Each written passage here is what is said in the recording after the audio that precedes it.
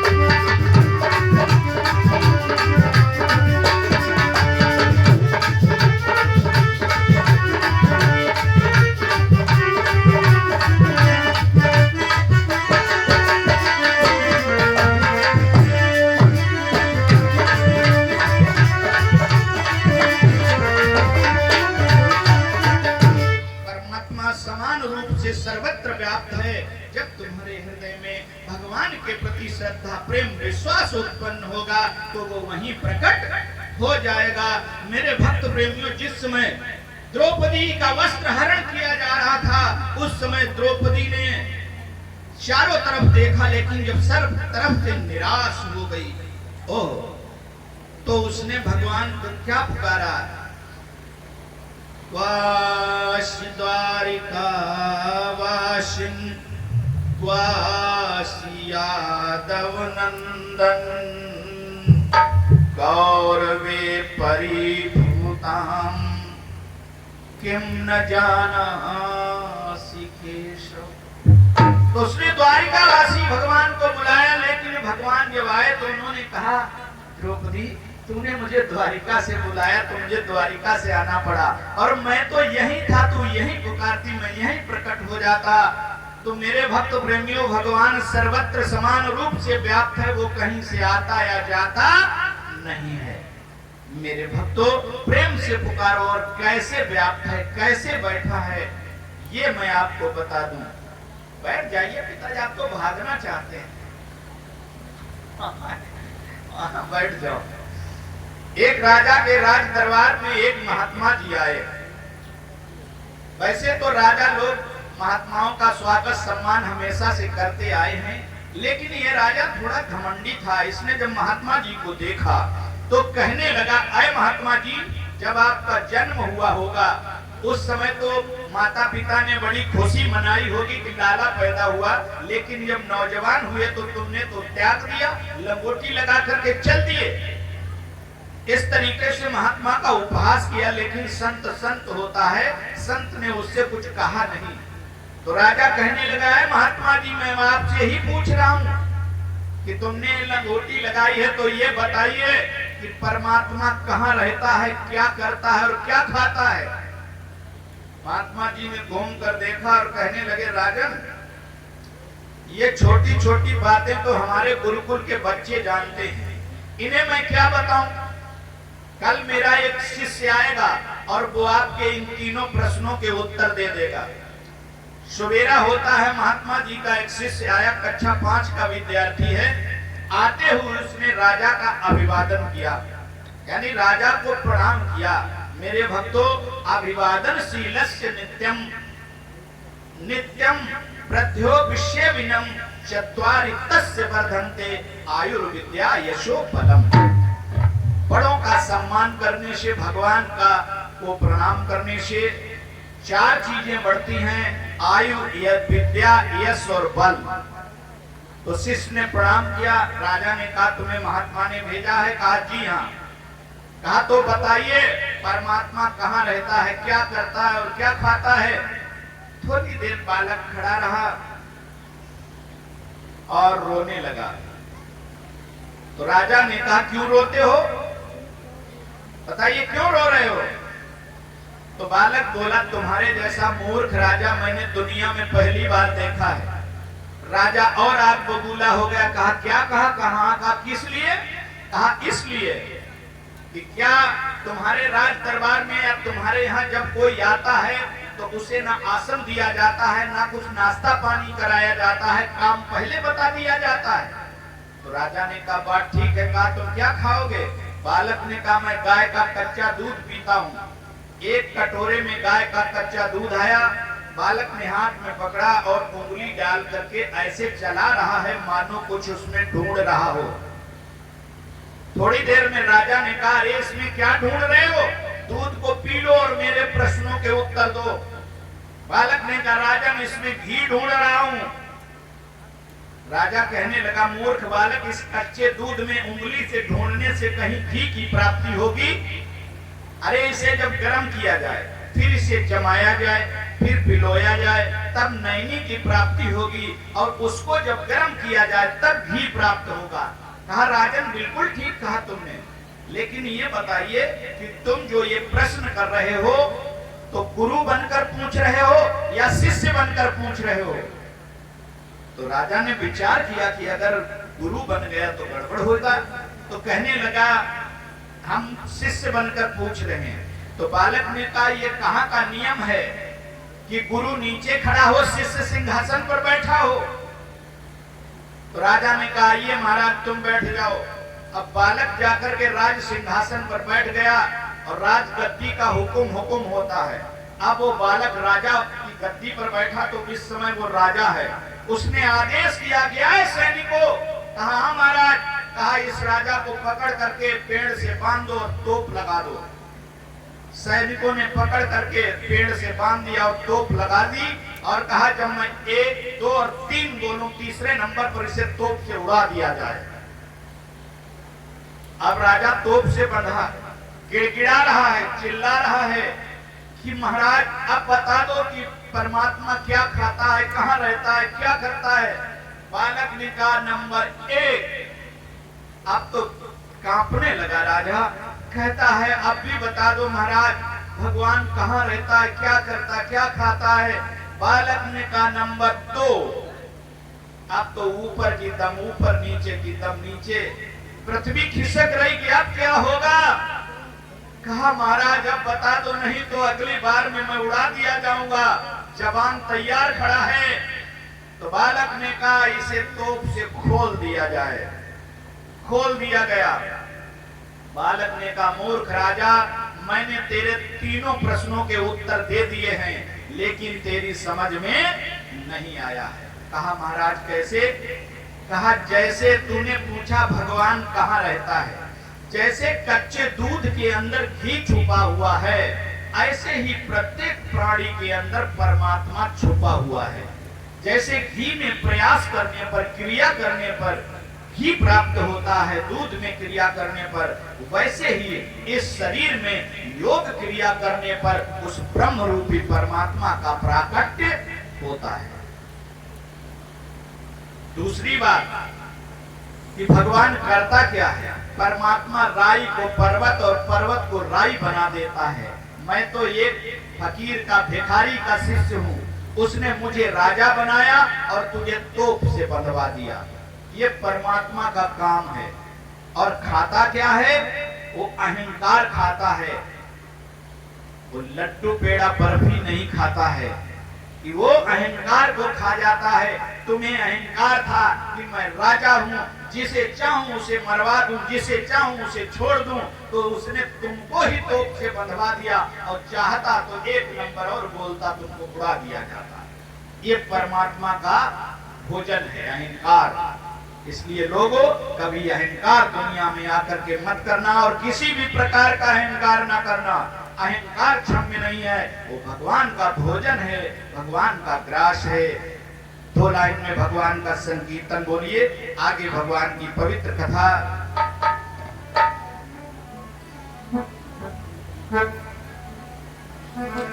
राधे राधे जपा करो, श्याम नाम रस पिया करो। राधे राधे जपा करो, श्याम नाम रस पिया करो। श्याम नाम रस पिया करो, श्याम नाम रस पिया करो।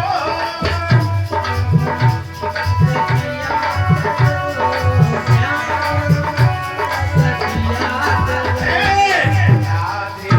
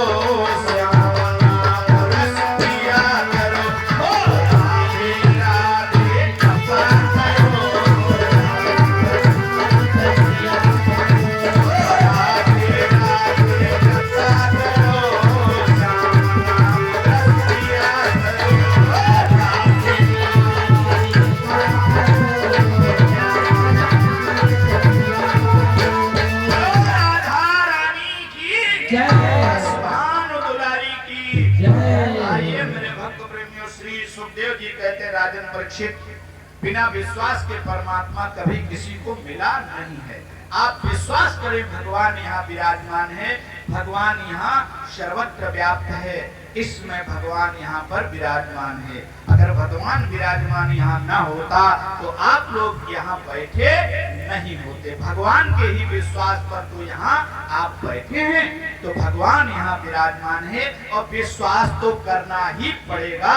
बिना विश्वास के इस संसार में किसी को कुछ मिलने वाला नहीं है। प्रेमियों, सबसे बड़ा विश्वासी होता है हमारा किसान। आप लोग बहुत बड़ा विश्वास करते हैं, कौन सा? कि आप लोग अपने घर का अनाज निकाल करके और मिट्टी में मिलाते हैं, मिट्टी में मिलाते हैं एक विश्वास पर कि इसमें अधिक पैदावार होगी। कोई गारंटी नहीं है, कहो वो जामे ही नहीं, और जामे तो बाद में नष्ट हो जाए, लेकिन विश्वास है कि इसमें हमको पैदावार होगी, तो विश्वास करना ही पड़ेगा।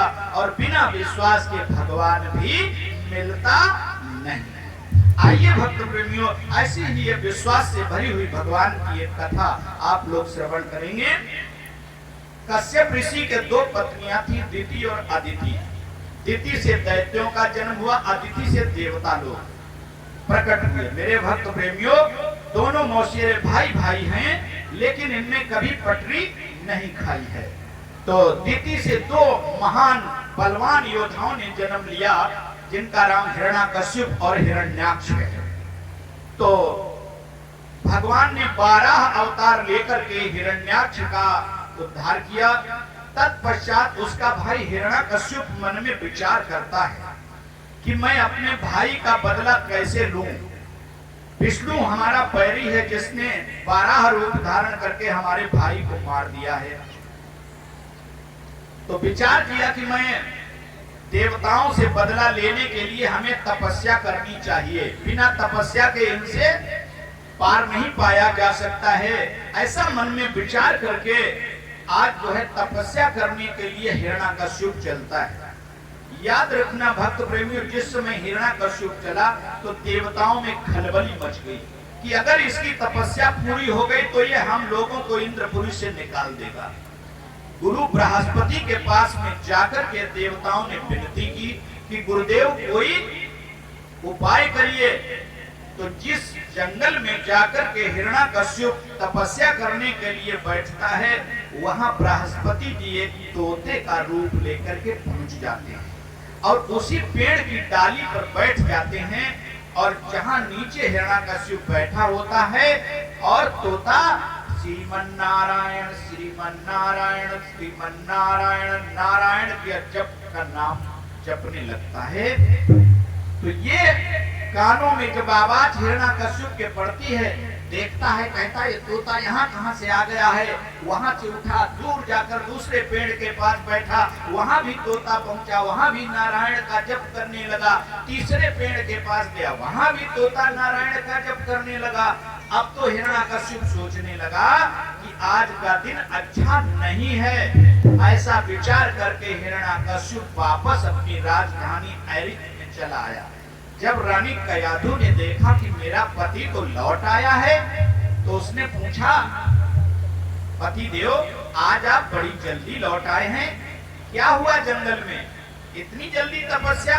कहा देवी कुछ मत पूछो, आज एक घटना घट गई जंगल में। कहा क्या हुआ? कहा मैं जब तपस्या करने के लिए पहुंचा और मैं जब बैठा तो उसी पेड़ पर एक तोता आया और वो तोता नारायण नारायण कहने लगा। ओह होशियार हो पत्नी, इतनी होशियार हो कि जितनी होशियार कयाधु है, इतनी पत्नी को होशियार होना चाहिए। हिरण्यकश्यप भगवान का नाम नहीं लेता था, वो कहता था मैं ही भगवान हूँ, दूसरा कोई भगवान नहीं है। उसने मंदिरों में अपनी मूर्तियां लगवा दी थी, देवताओं की मूर्तियों को तोड़वा दिया था और कहता था मैं ही भगवान हूँ, अपना जयकारा लगवाता था कि हिरण्यकश्यप भगवान की। कोई भगवान का नाम नहीं ले सकता था, कोई संत भजन नहीं कर सकता था, यज्ञ नहीं कर सकता था, ये उसका ऐलान था। आज मेरे भक्त प्रेमियों, तो कयाधु को मौका मिला, पत्नी होशियार हो इतनी, उसने विचार किया कि हमारा पति कभी भगवान का नाम नहीं लेता है और आज ये ले रहा है, तो आज मौका है।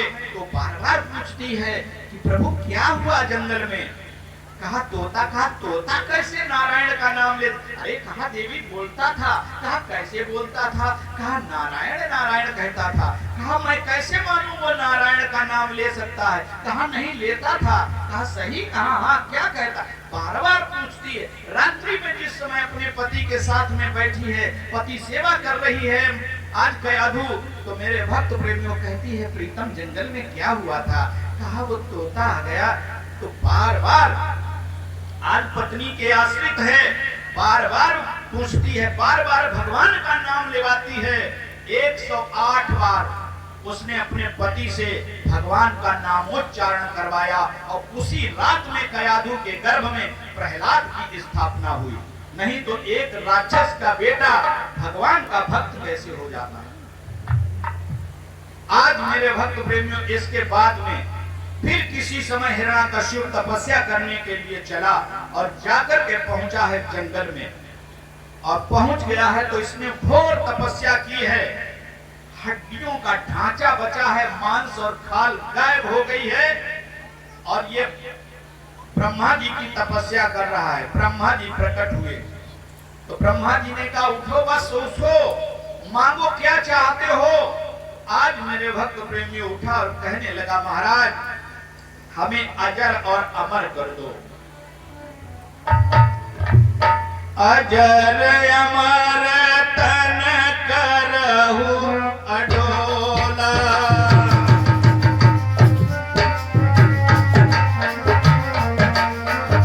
अजर अमर तन करहु अडोला,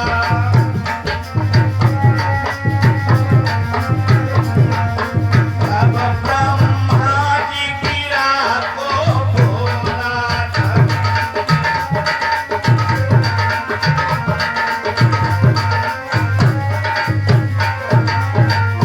और हमसे मिटई न विधि के अंका,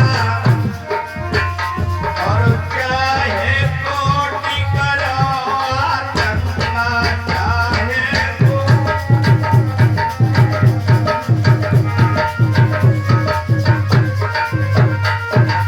आए हिरण्याकश्यप, मैं तुझे अमर नहीं कर सकता क्योंकि ये मृत्यु लोक है। इस मृत्यु लोक में जिसका जन्म हुआ उसे मरना ही पड़ेगा, उसे कोई बचा नहीं सकता है। और कुछ मांग लो लेकिन मैं तुम्हें अमर नहीं कर सकता। तो कहने लगा महाराज फिर सोच लो, अब की बार जो मांगूंगा वो तुम्हें देना ही पड़ेगा। कहा बिल्कुल जो इच्छा हो मांग लो। तो क्या मांगा इसने कि महाराज कुछ अधिक नहीं बस इतना ही,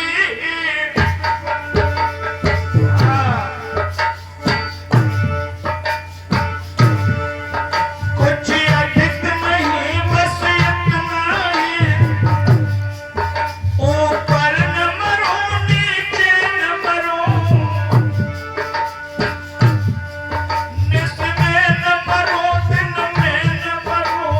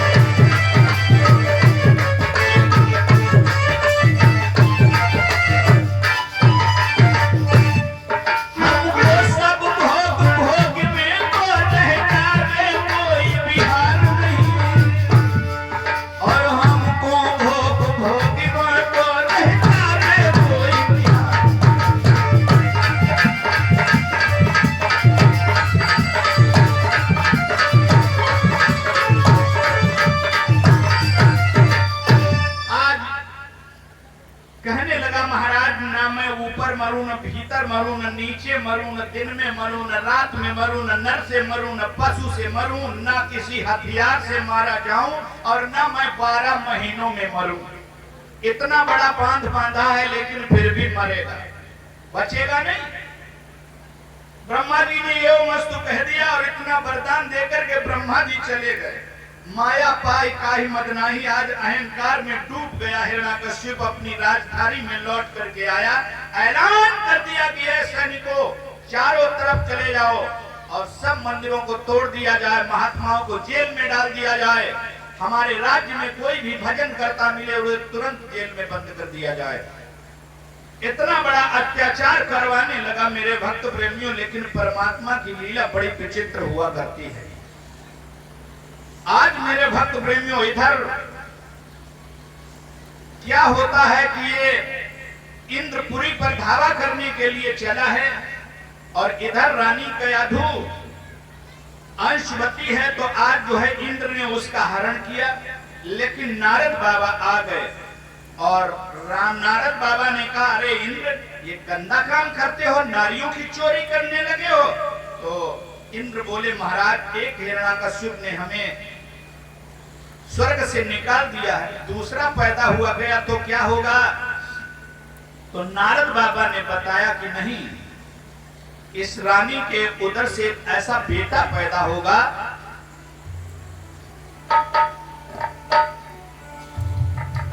रानी के इसी गर्भ ही से वो परम भक्त प्रगटाएगा, जो अपनी अटल प्रतिज्ञा से बाप का प्रताप घटाएगा।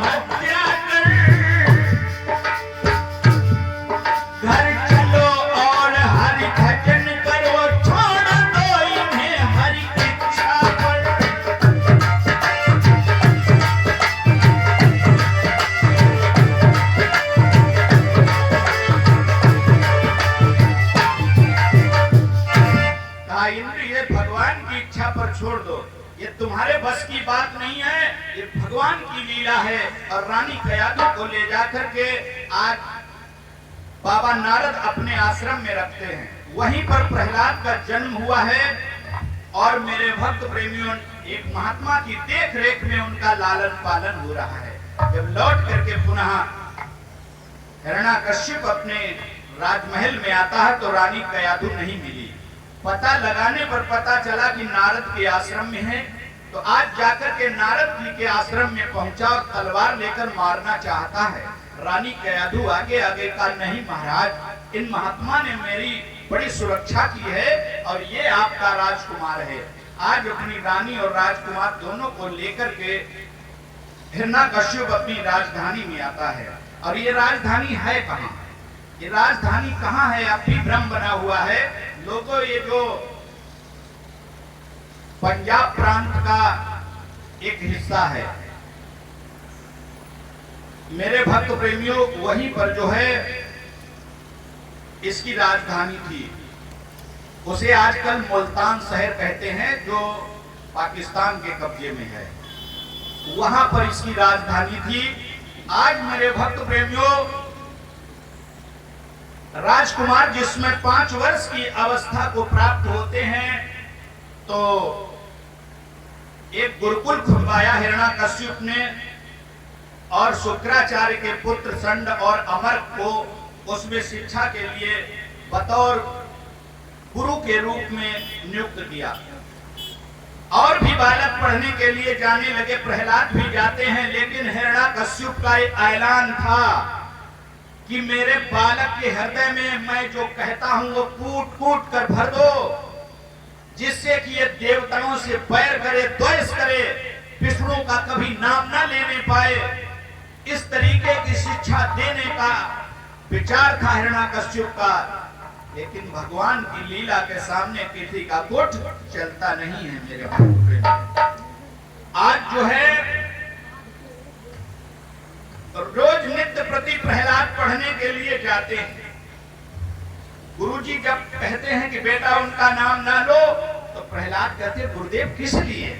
अरे परमात्मा तो परमात्मा है। कहा नहीं, उन्होंने तुम्हारे चाचा को हिरण्याक्ष को मारा है, इसलिए तुम्हारी पिता की आज्ञा। कहा पिता भी मेरा अंधा और बहरा है और तुम भी वही हमको सिखा रहे हो। ये शिक्षा मेरी समझ में नहीं आती। नर का वैरी नर हो सकता है, नारायण नहीं हो सकता है। इसलिए गुरुदेव तुम भी मेरी बात मानो, भगवान का नाम लो।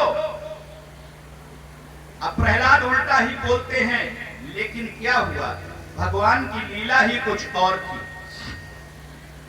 एक दिन प्रहलाद घर से गुरुकुल के लिए निकले और जा रहे थे, और उन्होंने देखा कि रास्ते में कुम्हार और कुम्हारी का घर पड़ता था। कुम्हार आबे को लगा चुका है, घड़े बंद कर चुका है, अग्नि प्रवेश कर चुका है, अग्नि धू धू करके जल रही है, और कुम्हार कुम्हारी दोनों रो रहे हैं। क्या देखा? देखा कि कुम्हारी रोए रोए के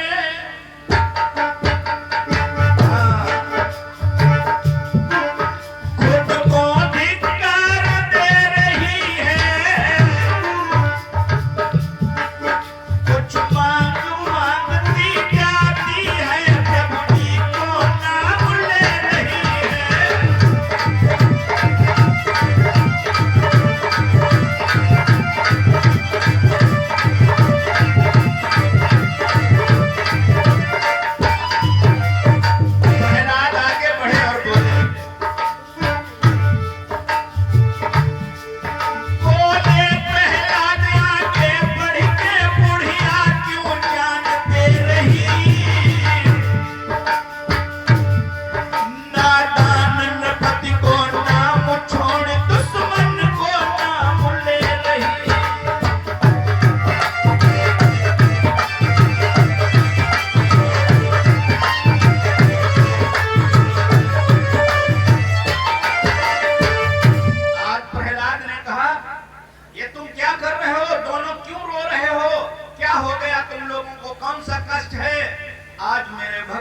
उसी समय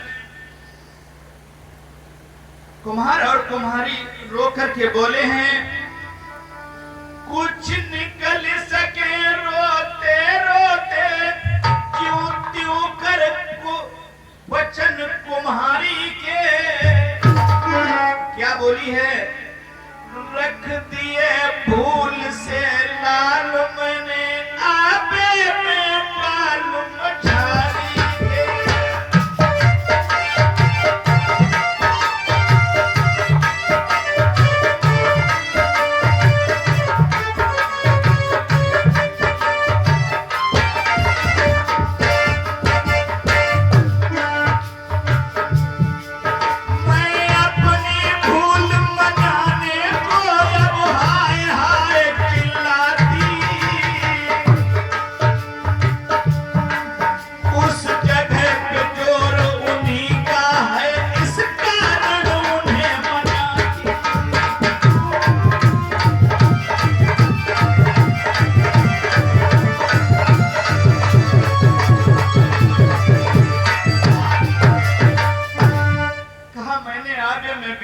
बच्चों को बंद कर दिया घड़े में धोखे में, और आज मैंने जला दी है। मैं भगवान से प्रार्थना करती हूँ कि उनको बचा ले। लोगों छोटी बात नहीं, बहुत बड़ी बात। जरा हृदय से सोच कर देखो, आग धधक रही है, चारों तरफ से आग के गोले चल रहे हैं, और उस भागवती कुम्हारी को अपने भगवान पर कितना बड़ा विश्वास, कितना बड़ा विश्वास है कि मेरा परमात्मा ऐसा शक्तिशाली है कि उन बिल्ली के बच्चों को उस आग के अंदर से अब भी बचा सकता है। प्रहलाद ने कहा, अरे पगली, ये क्या बक रही है? इस आग के अंदर बिल्ली के बच्चे क्या जीवित बच सकते हैं? कहा, हाँ प्रभु बच सकते हैं। कहा, तू पागल तो नहीं हो गई है? तो आज भागवती कुम्हारी कहने लगी, कुंवर साहब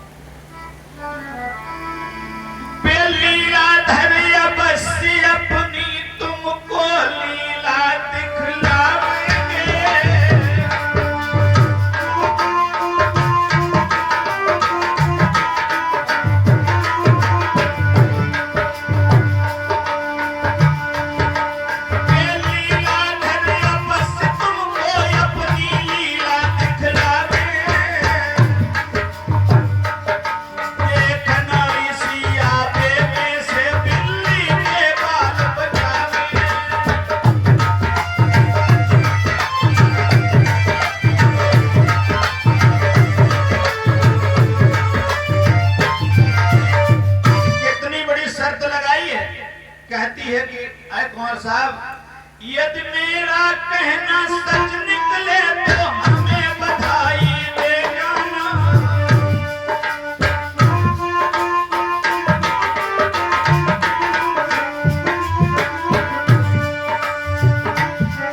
यदि मेरा कहना सच निकले तो हमें बधाई दे जाना।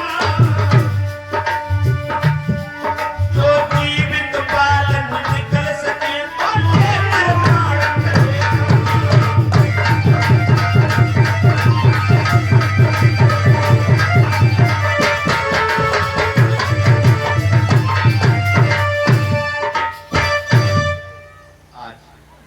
इतनी बड़ी शर्त लगा दी कि प्रहलाद कल सुबह आइएगा, तुम्हारे सामने आगे को खोलूंगी। अगर बिल्ली के बच्चे जीवित ना निकले तो मुझे सूली पर चढ़वा देना। इतनी बड़ी शर्त लगा दी है आज उस भागवती कुमारी ने। किस पर? भगवान के विश्वास पर। पूरी कथा विश्वास पर ही चल रही है। विश्वास है तो परमात्मा है और विश्वास नहीं है तो नहीं है। आज इतनी बड़ी शर्त लगाई कि कल सुबह तुम्हारे सामने आवा खोलूंगी और अगर जीवित न निकले तो मेरे गले में फांसी का फंदा डलवा देना, मेरे प्राण ले लेना। प्रहलाद चले गए। रात को कुम्हार और कुम्हारिन बैठे हैं, भगवान से विनती करते, कन्हैया नाथ अब सोई सोई विरद विचारो प्रभु।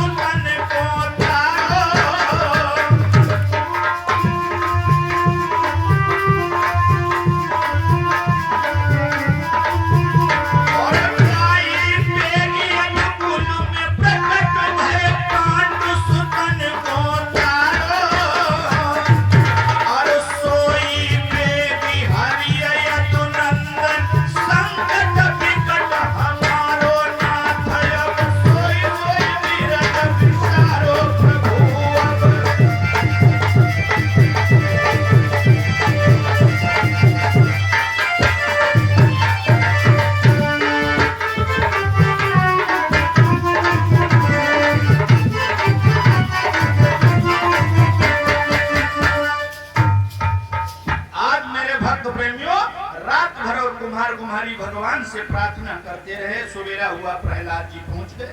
कहा खोलिए इस आगे को, मैं देखना चाहता हूं। आज रोता हुआ कुम्हार भगवान से विनती करके आवाज खोलने लगा है। सारे घड़ों को उसने जब हटाया तो देखा है सबसे नीचे 5 घड़े अब भी कच्चे रखे हुए हैं। 4 घड़े चारों तरफ लगे हैं, 1 घड़ा बीच में रखा है जिसमें बिल्ली के बच्चे हैं। और जैसे ही उस घड़े में इशारा किया कुम्हार ने, क्या हुआ,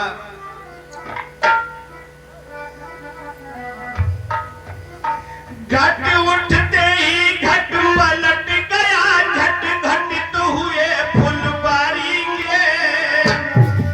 घट घटवासी की माया से जीते थे मालूम झाड़ी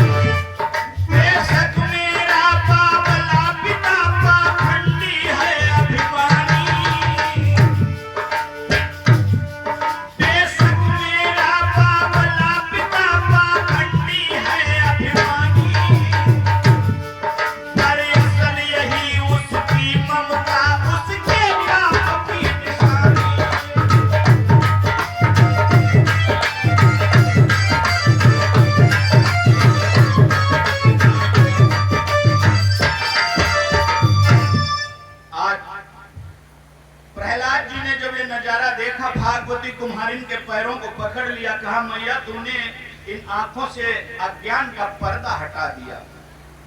और आज भागवती कुम्हारिन से उपदेश लेकर के जाकर अपने गुरुकुल में पहुंचे।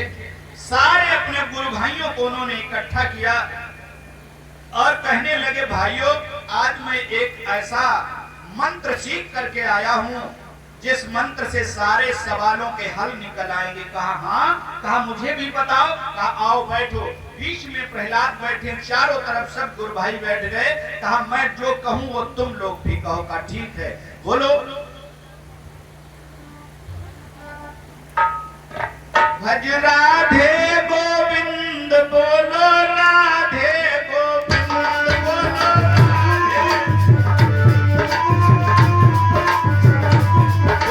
राधे गोविंद बोलो राधे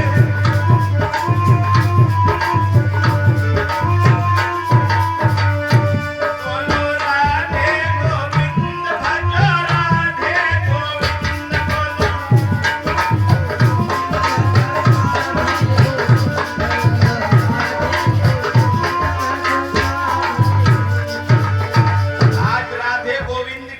लगाए हैं, सभी बैठे हुए। उसी समय गुरुदेव का आगमन होता है चंडामर्ग जी का। उन्होंने आकर के कहा अरे तुम सब लोग ये क्या कर रहे हो? अरे दीवारों पर ये तुमने क्या नारायण नारायण लिख डाला है? कहा महाराज हम लोगों ने नहीं, ये तो प्रहलाद ने लिखा है।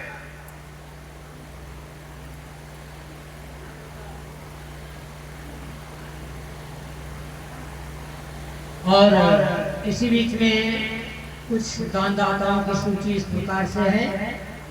51 रुपया विश्राम यादव गद्दीपुरवा, 101 रुपया महिपाल यादव जयती खेड़ा, 20 मुद्राओं का दान वीर सिंह गद्दीपुरवा, 21 रुपये का दान छोटे लाल बजरिया से और 20 रुपये का दान राहुल भैया बजरिया से, 11 रुपये का दान मिथुन बजरिया से, 11 रुपये का दान पंकज भैया बजरिया से, 51 रुपये का दान गुड्डू यादव गद्दीपुरवा से, 51 रुपये का दान कल्लू यादव डेरी वाले गद्दीपुरवा और 20 रुपए का दान कन्नू यादव गद्दीपुरवा, 20 रुपए का दान सुल्थे पाल सिकंदरपुर से, 20 रुपए का दान पंकज बजरिया से और 20 रुपए का दान संध्या बजरिया से। सभी दानदाताओं का भगवान बहुत बहुत धन्यवाद, बहुत बहुत साधुवाद, बहुत बहुत आशीर्वाद। आइए मेरे भक्त प्रेमियों, जिसमें आज गुरुदेव जी ने कहा ये तुम क्या कर रहे हो, तुम्हारे पिता की ये आज्ञा नहीं है कि हमारे राज्य के अंदर कोई भी भगवान का परमात्मा का नाम नहीं ले सकता है। अरे प्रहलाद, तुम्हारे चाचा को जिसने मार दिया तुम उसका नाम लेते हो। प्रहलाद कहने लगे गुरुदेव, थोड़े से पैसे मेरा पिता तुम्हें देता है, उसके लोभ लालच में आकर के तुम भी परमात्मा को बैरी बताते हो। परमात्मा किसी का बैरी या मित्र नहीं होता है। परमात्मा के यहाँ कोई भी न दुश्मन है न दोस्त, वो सर्वत्र समान रूप से एक रस रहने वाला है। दुश्मनी, दोस्ती, हानि लाभ, जीवन मरण, इन सब से वो अलग है। कहा नाम लेना नहीं छोड़ोगे, कहा गुरुदेव जब तक श्वास चलेगी तब तक परमात्मा का नाम लेना नहीं छोड़ूंगा। क्योंकि प्रहलाद को विश्वास हुआ है। कब? जब उन्होंने देखा कि धधकती आग के अंदर भी जो बिल्ली के बच्चों को बचा सकता है वो कितना शक्तिमान है, कि वो तो हर जगह है। आज मेरे भक्त प्रेमियों, संडामर्क जी प्रहलाद को पकड़ करके ले जाकर हिरण्याकश्यप के पास पहुंचे और कहते हैं कि तुम्हारा ये बेटा विष्णु का नाम ले रहा है। अपनी गोदी में बिठाता है और कहता, बेटा तुम्हें गुरु जी ने जो पढ़ाया हो वो हमें बताओ।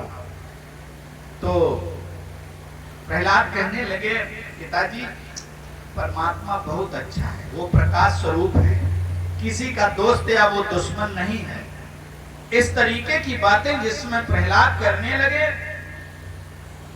तो वो डांटने लगा गुरुदेव जी को। कहा, तुमने इसको ये कौन सा पाठ पढ़ाया है? ये तो मेरे, कहा माफ करना राजन, मैंने तुम्हारे बेटे को ये शिक्षा कभी दी ही नहीं, एक भी शब्द इसे नहीं बताया। कहा फिर इसने कैसे जाना? पता नहीं, कहा ये कहां से सीख करके आया है। ओह, तो कहा तुमको बेटा है, किसने पढ़ाया, तुम कहां से सीखे हो? प्रहलाद कहने लगे, पिताजी वो परमात्मा तो हृदय में विराजमान है, वो अंदर से ज्ञान प्रकट करता है, कोई भी मूर्ख या ज्ञानी नहीं होता है, ये परमात्मा की इच्छा है, वो मेरे अंदर बैठा है। कहा हाँ। आज जो है उसने गोदी से नीचे फेंक दिया प्रहलाद को उठा करके। कहा एक बात सुन ले प्रहलाद, अगर तू मुझे भगवान कहेगा तब तो जीवित रहेगा, नहीं तो इस दुनिया में तू जीवित नहीं बचेगा। प्रहलाद कहने लगे, पिताजी भगवान तो एक ही है, 10-5 भगवान नहीं है, लेकिन हाँ आप मेरे पिता हैं इसलिए हमारे पूज्य हैं, हमारे सम्माननीय हैं। मैं आपका सम्मान करता हूँ, आपको प्रणाम करता हूँ, लेकिन भगवान समझ के नहीं, पिता समझ कर।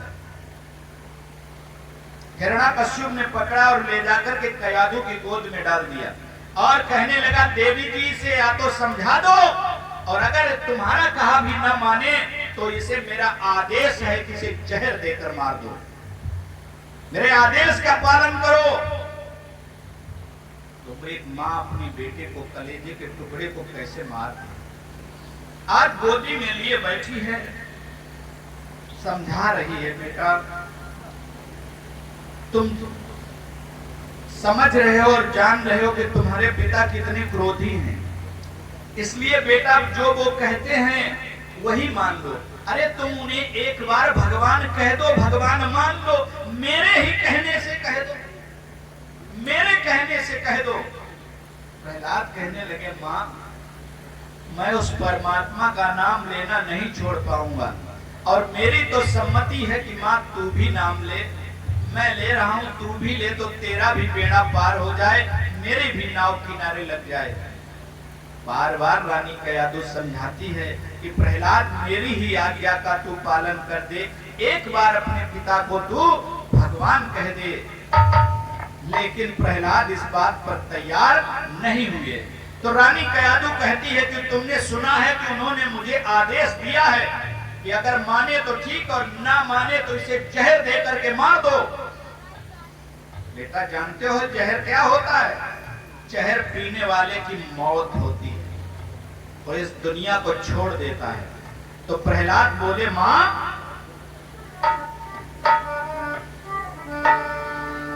बेटा बोला मौत ही सही, सब अपिष्ट हो जाएगा।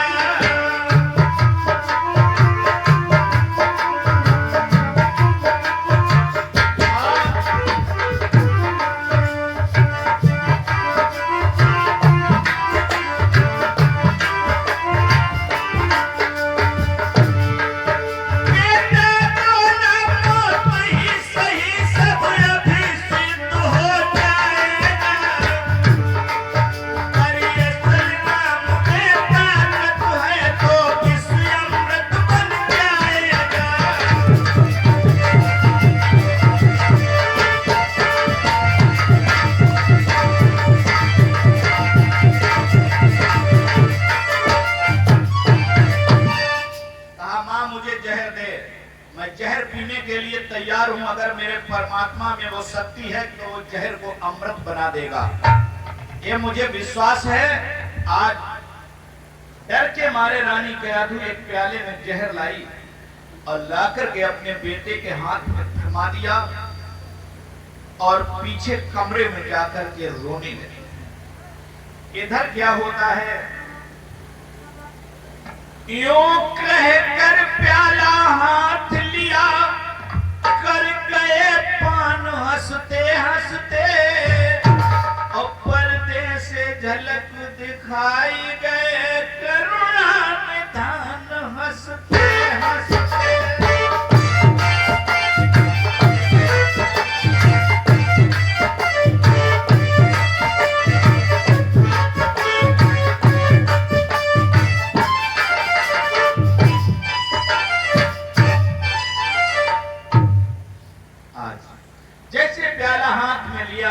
और प्रहलाद ने देखा कि उस प्याले में जहर के अंदर उनको परमात्मा का दर्शन हुआ। उस प्याले को होंठों से लगा के प्रहलाद एक ही घूंट में पूरा प्याला जहर पी गए और वहीं खड़े होकर के श्रीमन नारायण नारायण नारायण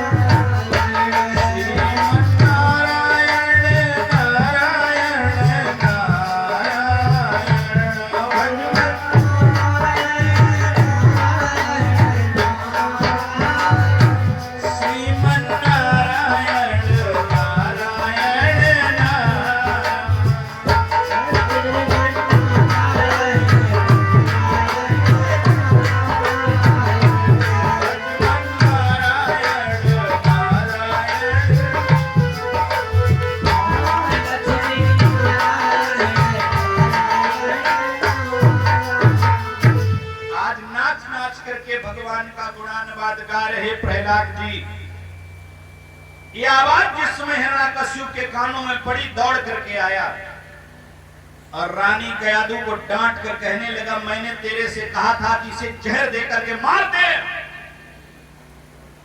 रोती हुई कयाधु बोली, महाराज मैंने इसे एक प्याला जहर दिया है और वो प्याला भी पड़ा हुआ है।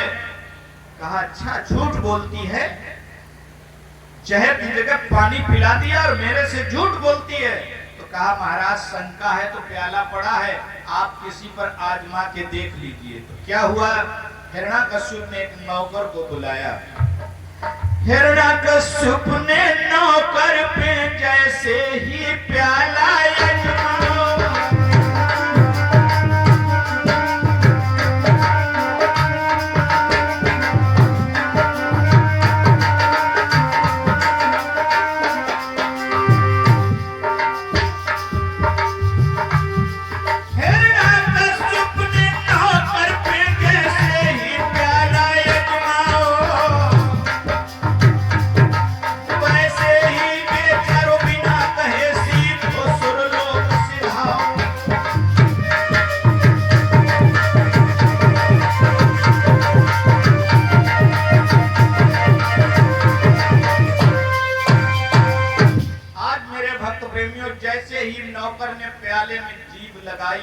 इस दुनिया को छोड़ करके चला गया। और वो जहर एक प्याला पी गए प्रहलाद, जिनका बाल बांका नहीं हुआ। क्यों पी गए? क्योंकि उन्हें विश्वास है कि मेरा परमात्मा इस अमृत में भी है, वो अमृत को इस जहर में भी है, जहर को अमृत बना देगा। आज उस जहर को अमृत बना दिया भगवान ने, और प्रहलाद प्याला भर पी गए, और नौकर ने प्याले में जीभ लगाई, दुनिया छोड़कर चला गया। ये दम है किसकी? विश्वास की। विश्वास की, विश्वास ही परमात्मा है। आइए मेरे भक्त प्रेमियों, अब हिरण्याकश्यप ने विचार किया कि अब मैं क्या करूं। तो इसने बड़े बड़े जहरी नागों को पकड़वाया और एक कोठरी में बंद करवाया, और उसी कोठरी में जबरदस्ती पकड़ करके प्रहलाद को डाल दिया गया। जैसे ही वो अंदर पहुंचे हैं प्रहलाद जी, तो सभी नाग इकट्ठे हो गए और एक जगह उनके ऊपर प्रहलाद बैठे हैं, उनके ऊपर बैठे हैं। भगवान का नाम संकीर्तन चल रहा है। 3 दिन लगातार ये क्रिया रही, कमरा बंद रहा। 3 दिन बाद जब खोला गया कि प्रहलाद मर गया होगा, नागों ने काट लिया होगा, तो देखा प्रहलाद नागों के ऊपर बैठे हैं, नाग आसन बने हैं प्रहलाद के लोगों। बताइए और कौन सा तुम्हें प्रमाण चाहिए भगवान के लिए? है? तीसरे दिन खोला गया, निकल आए प्रहलाद भगवान का गुणानुवाद गाते हुए। बड़े बड़े मदमस्त हाथियों को शराब पिलाई गई, उनको पागल किया गया, और उनके बीच में प्रहलाद को डाल दिया गया। जैसे ही प्रहलाद पहुंचे हैं, तो हाथियों को लगा मानो कोई बबर शेर आ गया है। हाथी चिंगार मार करके जंगल की ओर भागते चले गए। प्रहलाद का बाल बांका नहीं हुआ। अंत में हिरण्याकश्यप ने जल्लादों के हाथों में सौंप कर कहा कि इसे मार करके आओ। लेकर के जल्लाद चले हैं, एक पर्वत के ऊपर पहुंचे और समझा रहे हैं कि बेटा, जो तुम्हारा पिता कहता है उस बात को मान लो, नहीं तो तुम्हारी जान अब बचेगी नहीं, चली जाएगी। प्रहलाद ने कहा, जल्लादो तुम अपना काम करो, और इच्छा हो तो मेरे साथ तुम भी भगवान का भजन कर लो। उन्होंने कहा, हम तो जल्लाद हैं, हम भजन वजन नहीं करना चाहते, हम ना जानते, लेकिन तुम अगर हमारी बात मानोगे तो हम तुम्हें छोड़ सकते हैं। प्रहलाद ने कहा, फिर तुम्हारी बात हम भी मानेंगे नहीं। तो आज जल्लाद एक पर्वत पर लेकर के पहुंचे हैं, और प्रहलाद को उठा करके पर्वत से नीचे फेंक दिया। भगवान ने पवन देव को आदेश किया कि मेरा प्रहलाद नीचे आए तो, लेकिन इतनी तेज नहीं आना चाहिए। आज पवन देव ने गोदी में लेकर के प्रहलाद को नीचे उतार दिया, और वहीं खड़े होकर प्रहलाद का नाम संकीर्तन चल रहा है। श्रीमन नारायण नारायण नारायण,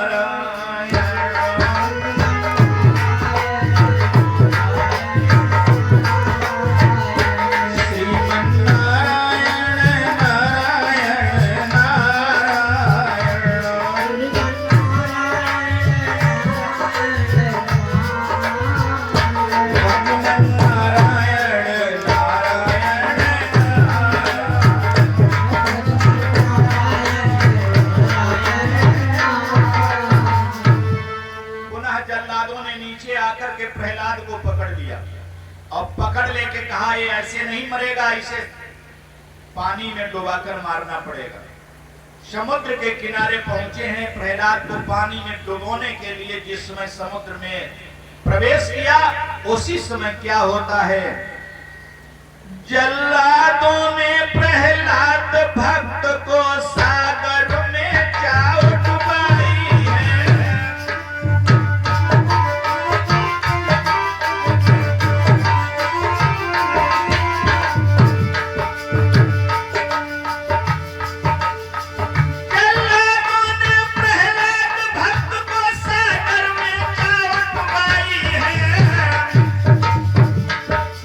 और उसी समय अब प्रभु कृपा से लहर अचानक आई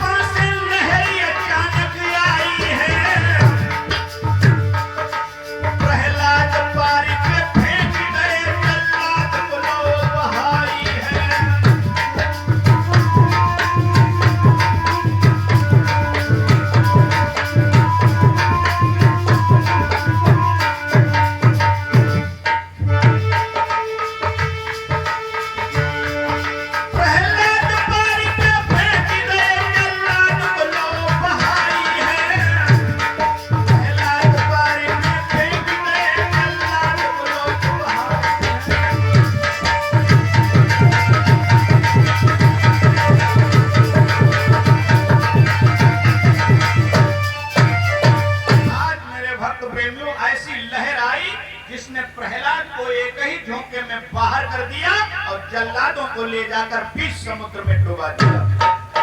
एक जल्लाद कैसे बच गया, वो जाकर के हिरण्यकश्यप के पास पहुंचता है और कहता है महाराज प्रहलाद नहीं मर पाया, और सारे जल्लाद मर गए। फिर से इसने प्रहलाद को पकड़वाया, और इसकी बहन है जिसे आप लोग होलिका के नाम से जानते हैं, और इसका होलिका का विवाह धूम्राक्ष नाम के राक्षस से हुआ था। वो पातालपुरी का राजा था। इसे हिरण्यकश्यप ने अपने बहनों को स्वयं मार दिया था। तो ये रोने लगी, तो ये अपने यहाँ लेकर के चला आया और कहा बहन हमारे यहाँ तुम्हारे लिए कोई कमी नहीं है, आपका हुक्म चलेगा।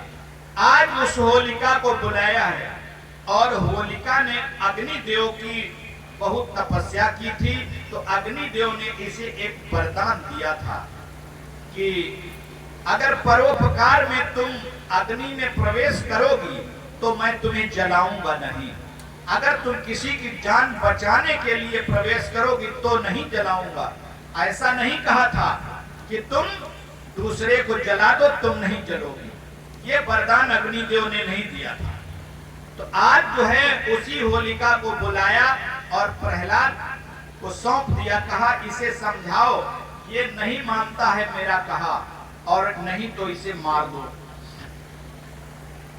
गोदी में लेकर बैठ गई और बड़े प्यार से समझा रही है। तो प्रहलाद हंसकर के बोले बुआ एक बात बताओ। कहा क्या? कहा कि तुम्हारे भाई ने, हमारे पिता ने, जो तुम्हारा भाई है वो मेरा पिता है हिरण्यकश्यप, और उसने तुम्हारे पति को यानी हमारे फूफा को मार दिया, तो वो तुम्हारा भाई तुम्हारा दुश्मन नहीं हुआ और परमात्मा दुश्मन हो गया। परमात्मा कैसे दुश्मन हो सकता है? तुम्हारा भाई हिरण्यकश्यप तुम्हारा दुश्मन है जिसने तुम्हें विधवा बना दिया। और क्या बोले प्रहलाद? फूफी एक बात मान लो। बोले प्रहलाद सुनो फूफी अब हमें मती तुम चक रही हो।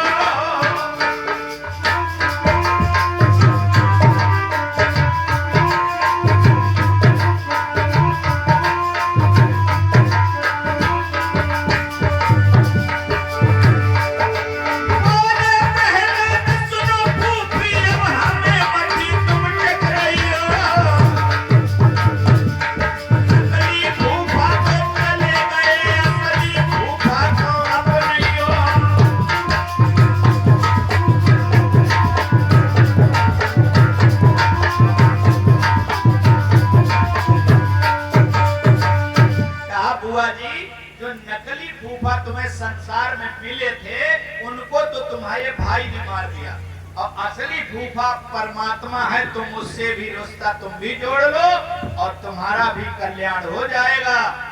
आप बबूला हो गई आज वो, और कहने लगी तू मुझे ज्ञान सिखा रहा है, अभी तुझे बताती हूँ। इसने बहुत बड़ी एक चिता चंदन की लकड़ियों की बनवाई और प्रहलाद को गोदी में समेट करके और उसी चिता के ऊपर चढ़ गई। राक्षसों ने उस चिता में आग लगा दी, आग धू धू करके जलने लगी। भगवान ने 49 पवनों को आदेश कर दिया, कहा कि मेरे प्रहलाद की रक्षा होनी चाहिए। ऐसा हवा का झोंका लगा कि प्रहलाद उस डाइन की गोदी से कूद करके बाहर गिरे जा करके, और वो उसी चंदन की चिता में जल करके राख। आज मेरे भक्त प्रेमियों, उसी समय जो है जो राक्षस थे वो प्रहलाद के ऊपर कीचड़ फेंकने लगे, पत्थर मारने लगे, और देवता लोग आकाश से रंग गुलाल और पुष्पों की वर्षा करने लगे। आज भगवान ने अपने भक्त की ऐसे रक्षा की। मेरे भक्त प्रेमियों, उसी दिन से हिंदुओं में ये होली का त्योहार मनाया जाने लगा है। जो लोग कीचड़ से, मोबिल से किसी के मुंह में पोत देते हैं, किसी को उठाकर ड्रम में ही डुबो देते हैं, इस तरीके से होली खेलते हैं, वो राक्षस होली है। और जो लोग बड़े प्यार से गुलाल और रंग से खेलते हैं और पुष्पों से खेलते हैं वो देव होली कही जाती है।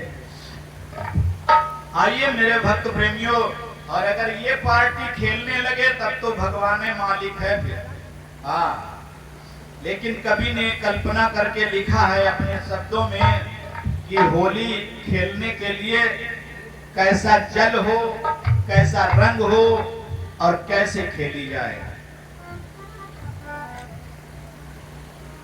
क्या कहता है?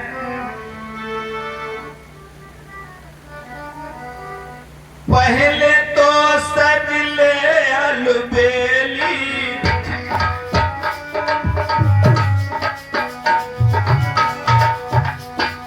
और पहले तो सज ले अलबेली, माथे में विदिया हो ये तबेली,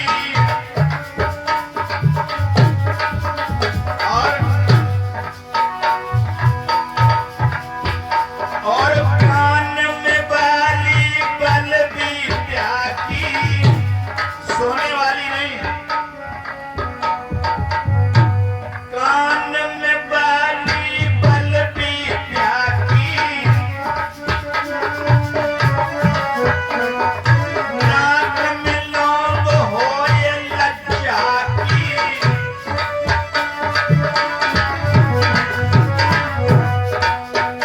और पतिव्रता को जल होए प्यारी, धर्म को बामे रंग मिलावरी, धर्म को बामे रंग मिलावरी,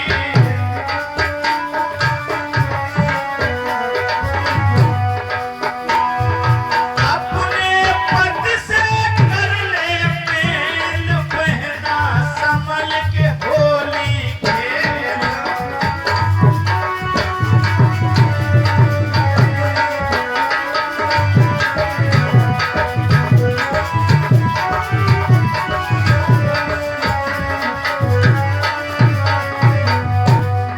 अपने पद से कर ले मेल, पहना संभल के होली खेल, पहना संभल।